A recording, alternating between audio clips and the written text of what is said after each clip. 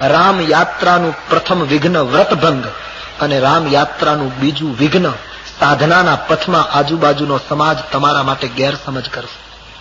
તમે ભક્તિ માર્ગમાં આગળ વધશો એટલે આજુબાજુના લોકો તમારા માટે ગેરસમજ ઉભી કરશે કે આ ભાઈ વળી ક્યારના ભગત થઈ ગયા. તમે થોડુંક શરૂઆત કરશો એટલે તમારે સહન બહુ કરવું પડે, નહીતર કાંઈ લેવા દેવા વગર. ઘણા માણસોની પ્રવૃત્તિ જ આવી હોય, બસ અકારણ બસ કર્યા જ કરે. કોઈની અન્નું ઘણા માણસોની પ્રકૃતિ હોય, ઉન્નતિ જોઈ જ ના શકે. તમે થોડુંક સ્મરણ વધારશો, ચિંતન વધારશો, તમે થોડા એકલા થતા જશો, તમે તમારા ભજનમાં નિરત રહેશો તો તમારો આજુબાજુનો વર્ગ ટીકા કરશે. કાલે તો કાંઈ નહોતું વળી આજથી તો આમ વળી શરૂ કરી દીધું, આવું કેટલું બોલશે.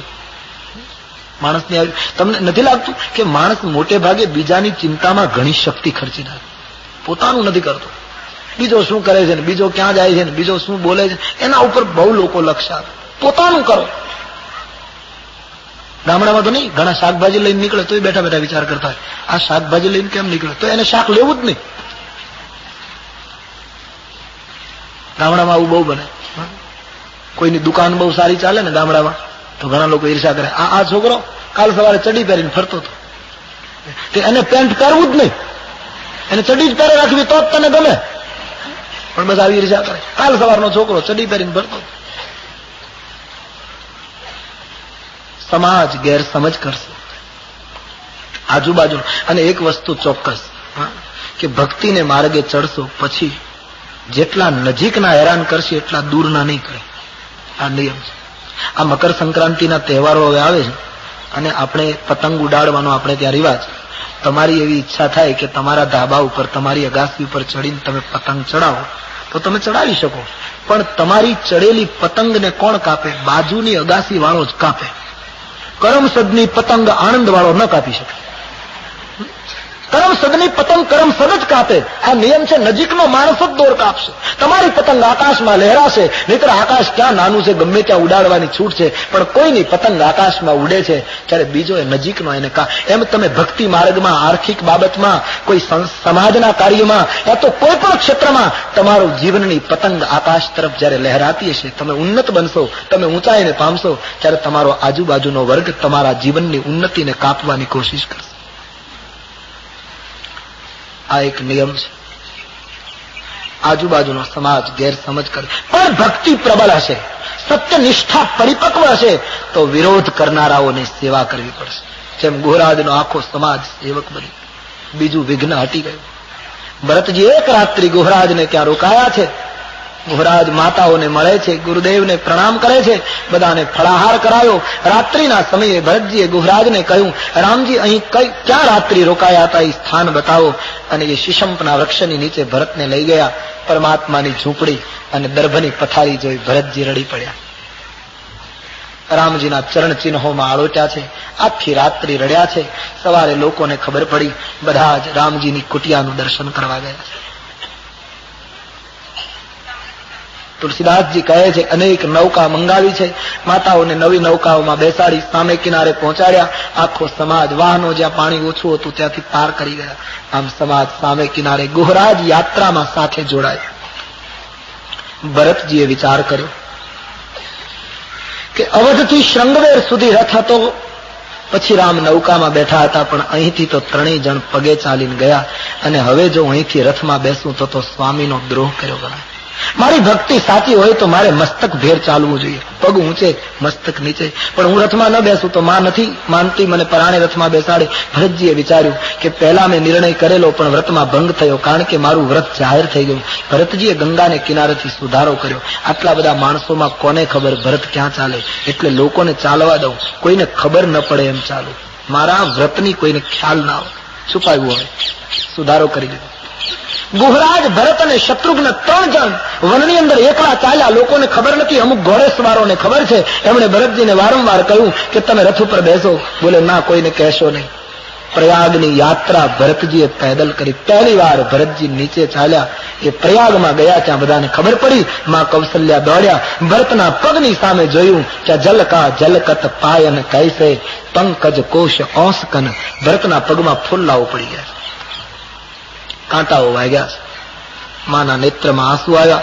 ભરતજીને ઠપકો આપ્યો, બેટા આવું શું કામ કરે? માં કઈ રામ લખન વૈદેહીને આવી રીતે 14 વર્ષ ભટકતા કરી મૂક્યા. એનો પુત્ર આટલું ચાલ્યો, એમાં તું રડી પડી. આખો પગ ફોલ્લાથી ભરાયો છે. આ તો રામ યાત્રા છે. जिसके होठों पे हंसी और पांव में छाले होंगे, सूफी का शेर है, जिसके होठों पे हंसी और पांव में छाले होंगे प्रभु वही तेरे ढूंढने वाले होंगे.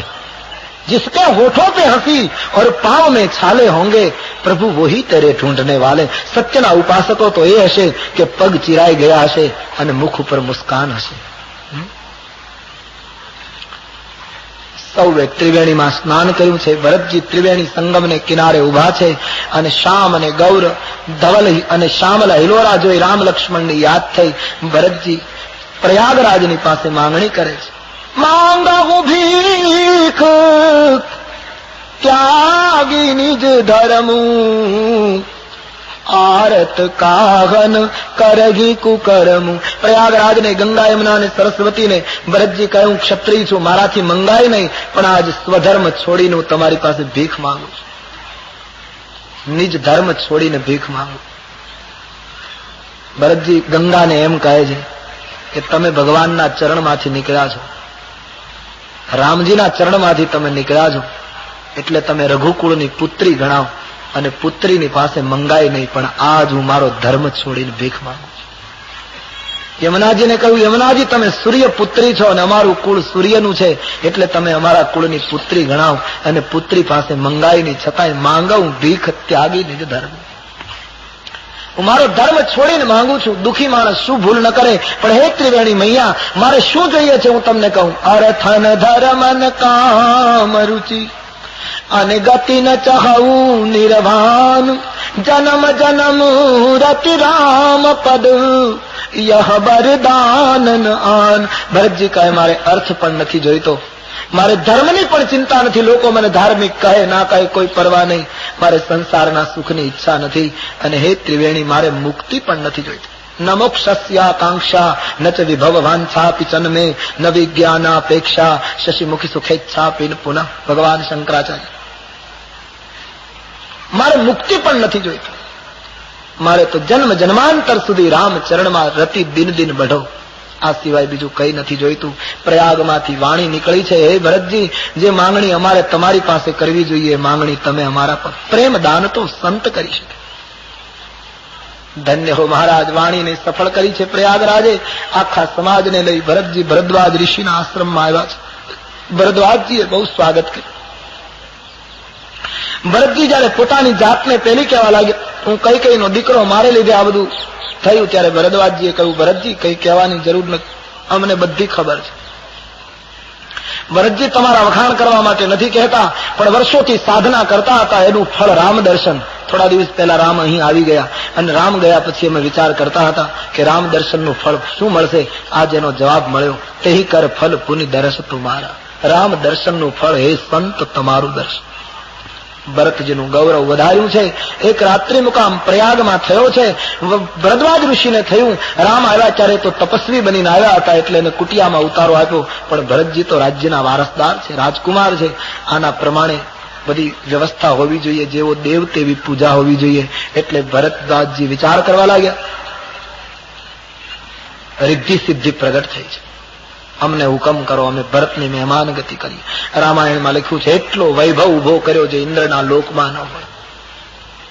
ભરતજીએ બધા માણસોને કહ્યું, બાપજીએ તપના પ્રભાવથી વ્યવસ્થા ઉભી કરી છે, આનો વિવેકથી ઉપયોગ કરજો, ઉપભોગ ન કરશો. રાત્રિ પડી છે, માતાની સેવા કરી, ગુરુની સેવા કરી, એક પણ વૈભવમાં ભરતજી લેપાયા નહીં. એક વૃક્ષની નીચે બેસી આખી રાત્રિ પ્રભુનું ભજન કર્યું. ઈશ્વરની યાત્રાનું ત્રીજું વિઘ્ન મહાત્માઓ દ્વારા કસોટી. પ્રથમ વિઘ્ન વ્રતભંગ, બીજું વિઘ્ન સમાજ દ્વારા ગેરસમજ. આ બંનેમાંથી બહાર નીકળી જઈએ તો મહાત્માઓ કસોટી કરશે કે ભરતજી બધું છોડીને આવ્યા છે, જરા જોઈએ તો ખરા, ઉતાવળમાં છોડી દીધું છે. કે સહજ છૂટ્યું છે એટલે વચ્ચે વૈભવ ઉભા કરી બધાની કસોટી કરી, પણ સંપત્તિ ચકઈ ભરત ચક મુનિ આયસુ. રાત્રિના જેમ ચકવો ચકવી સામે ન જુએ એમ ભરતજી રૂપી ચકવાએ સંપત્તિની સામે ન જોયું. સંપત્તિ એના ઉપર પ્રભાવ ન પાડી શકી. ઋષિ મુનિઓની કસોટીમાંથી આખી રાત્રિ કીર્તન કરી ભરતજી પાર ઉતર્યા. રાત્રિ પૂરી થઈ. બીજા દિવસે ત્યાં બધા સ્નાન કરી ભરદ્વાજજીના શિષ્યોને સાથે લઈ યાત્રા આગળ વધે છે. ગામડે ગામડે ભરતજી નીકળ્યા છે. જેમ રામ દર્શન કરવા લોકો આવતા એમ ભરત દર્શન કરવા લોકો ઉમટે અને ભરતજીની સાથે બધા ભળી જવા લાગ્યા. ગામડા છોડીને લોકો ભરતની સાથે રામ દર્શન નીકળ્યા. આ ભીલોને તો ખબર હતી કે રામજી ચિત્રકૂટ તરફ છે, પણ એ લોકો એની મેળાએ દર્શન કરવા ન ગયા. ભરત આવ્યા પછી જ ગયા. આનો અર્થ રામ યાત્રા કોઈ સંતના સાથથી સરળ બને. એકલા જઈએ તો ભૂલા પડી જવા સંભવ. સત્યની યાત્રા કોઈ સંતના માર્ગદર્શન નીચે કોઈ ગુરુ અને મહાપુરુષના સાનિધ્યમાં વધારે સરળ થાય. એટલે બધા ભીલો ભરતજીની સાથે આગળ વધે છે. આમ બધા યમુનાને કિનારે ગયા. યમુના નદીને કિનારે ભરતજીના સમાજે મુકામ કર્યો છે. ચિત્રકૂટ સુધી ભરતજીને પહોંચાડવા આજની કથામાં મુશ્કેલ છે, માટે આમ પણ થોડું કાર્ય હોઈને 10-12 મિનિટ કથા વહેલી પૂરી કરું છું. આગળનું નિવેદન આવતીકાલ સવારે 9 વાગે. આજનો મુકામ યમુનાને કિનારે. બડે ભાવ और प्यार से बोलिए बोलो रामचंद्र भगवान की, श्री बाल कृष्ण लाल. વ્રતભંગ, બીજું વિઘ્ન, સમાજ દ્વારા ગેરસમજ, ત્રીજી મહાત્મા દ્વારા કસોટી. ભરતજી એમાંથી પણ પાર થઈ ગયા. આખો સમાજ ભરદ્વાજ ઋષિના આશ્રમમાં રોકાઈને બીજે દિવસે ભરદ્વાજજીને મળીને નીકળ્યો. યમુનાને કિનારે મુકામ કર્યો તે આપણે જોઈ ગયા. યમુનાનું શ્યામ જળ જોઈને ભરતજીને પ્રભુનું સ્મરણ ખૂબ ઉમળી આવ્યું. પરિણામે ભરતજી રડી પડ્યા. માતાજી ભરતજીને શાંત કરે છે ત્યારે ભરતજી કહે છે, માં, રામજીને ખબર પડશે કે ભરત આવે છે તો પ્રભુ આશ્રમ છોડીને દૂર તો નહીં જતા રહે કે આ પાપીને મુલાકાત ના આપવી. કૌશલ્યામાં એ કહ્યું, ભરત, એવું ના વિચારીશ.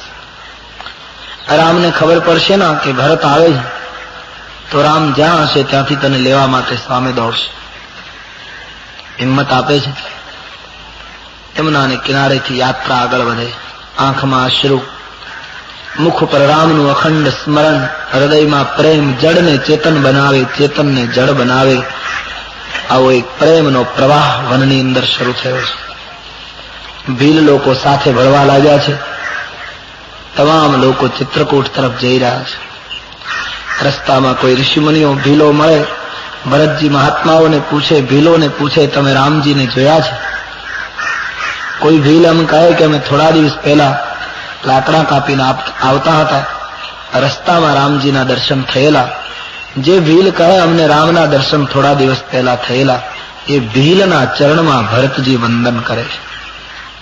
જેને રામ દર્શન થયા હોય એ મારે માટે રામ બરાબર છે. ભક્તિની પરાકાષ્ઠા છે જયારે બધાને વંદન કરવાનો ભાવ જાગે. અને એમાં જેને રામના માનસમાં તો લખ્યું છે, મમ દર્શન ફલ પરમયનુપા, મમ દર્શન ફલ પરમયનુપા, મમ દર્શન ફલ પરમ અનુપા.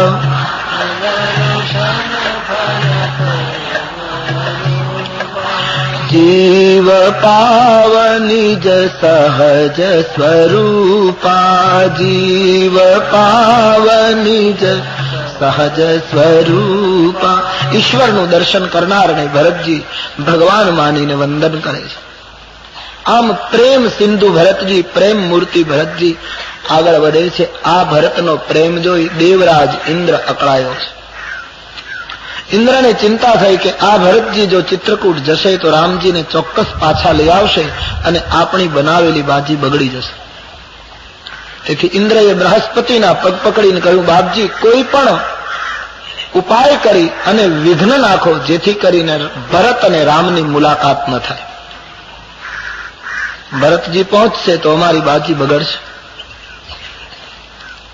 દેવરાજ ઇન્દ્રએ બૃહસ્પતિને પ્રાર્થના કરી. બૃહસ્પતિએ ઇન્દ્રની ટીકા કરી. ઇન્દ્ર, તમને રામના સ્વભાવની ખબર નથી.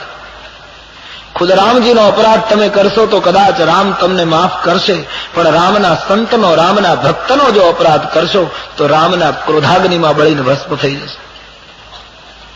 ભગવાન રામ ભક્તનો અપરાધ સહન કરી શકતા નથી. અંબરીશનો દ્રષ્ટાંત આપ્યો દુર્વાસાનો.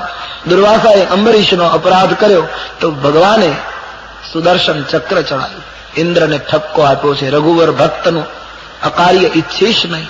સુનું રે સુરેશ રઘુનાથ સુબાવું, સુનું સુરેશ રઘુનાથ સુબાવું, સુનું સુરેશ રઘુનાથ સુબાવું, સુનું સુરેશ રઘુનાથ સુબાવું. નિજ અપરાધ રીસા ઇનકાઉ, નિજ અપરાધ રીસાગિન. જો અપરાધ ભગત કર કરગી, જો અપરાધ ભગત કર, જો અપરાધ ભગત કર કરહી, જો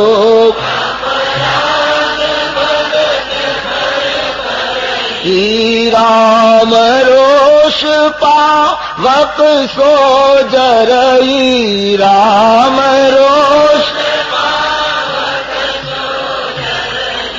લોકહુ વેદ વિદિત ઇતિહાસા, લોકહુ વેદ વિદિત ઇતિહાસા. યહ મહિમા जानहि दुर्वासा, यह महिमा जानहि दुर्वासा. जदपि सम नहीं रागन रोषु, जदपि सम नहीं रागन रोषु.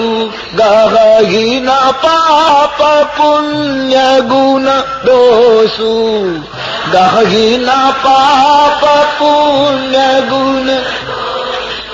कर्म प्रधान विश्व कर राखा, कर्म प्रधान विश्व कर. जो जस करई सो तस फल चाखा, जो जस करई सो तस फल. तदपि करहि सम विषम विहारा, तदपि करहि सम विषम विहारा.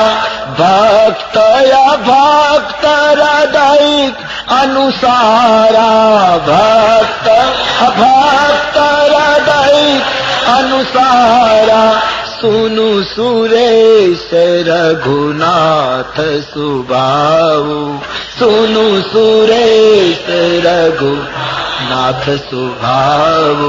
निज अपराध रिसा इनकाऊ, निज अपराध रिसा इनकाऊ. બૃહસ્પતિએ ઠપકો આપ્યો ઇન્દ્રને, રઘુવર ભક્તનું અપરાધ કરશે તો રામ ક્રોધાગ્નિમાં બળી જશો. પ્રભુ સમાન છે, એને કોઈ રાગ રોષ નથી, એ પાપ પુણ્યને ગ્રહણ કરતા નથી, એ સમાન છે. પણ સાથોસાથ એ વાત પણ કરી, જગતમાં કર્મનો સિદ્ધાંત છે, જે માણસ જે કરે તે ફળ ભોગવે.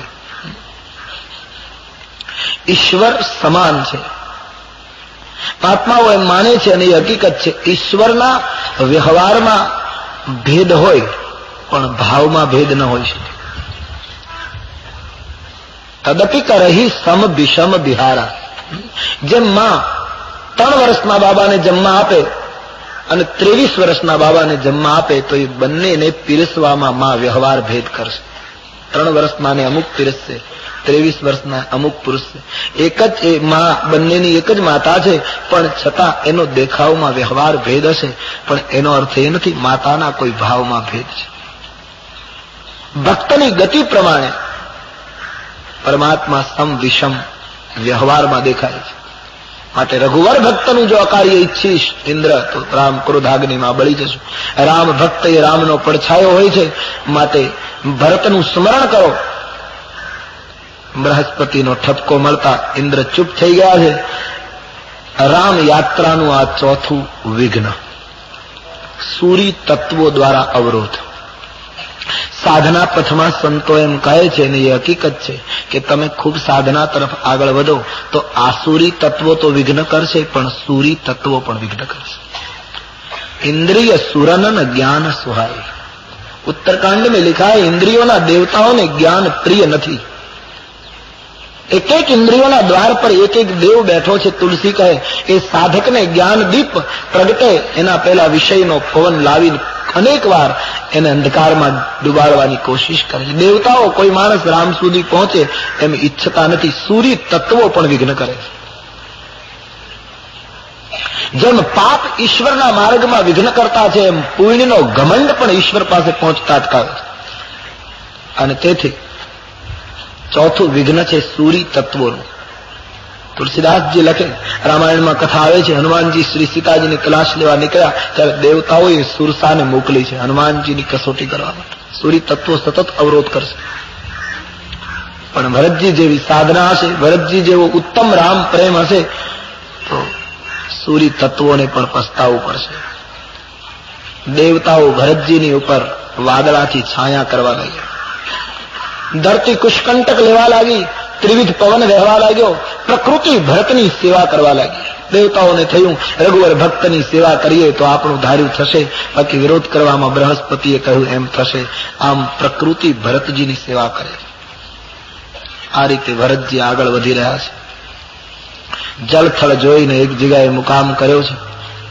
જેમ જેમ ચિત્રકૂટ નજીક આવે છે એમ હૃદય ઉતાવળું બન્યું છે પ્રભુને ભેટવા માટે. રાત્રિ પૂરી થાય છે અને બીજા દિવસની સવારે ગોસ્વામીજી થોડા સમય માટે આપણને ભરતજીના સંગમાંથી છૂટા પાડીને ચિત્રકૂટ લઈ જાય છે. ચિત્રકૂટમાં એક ઘટના બની. સવારનો સમય, રામ લક્ષ્મણ ઋષિમુનિઓનું સ્વાગત કરવા માટે રોજના ક્રમ પ્રમાણે તૈયાર અને સીતાજી જયારે વંદન કરે છે રામજીને, રામજીએ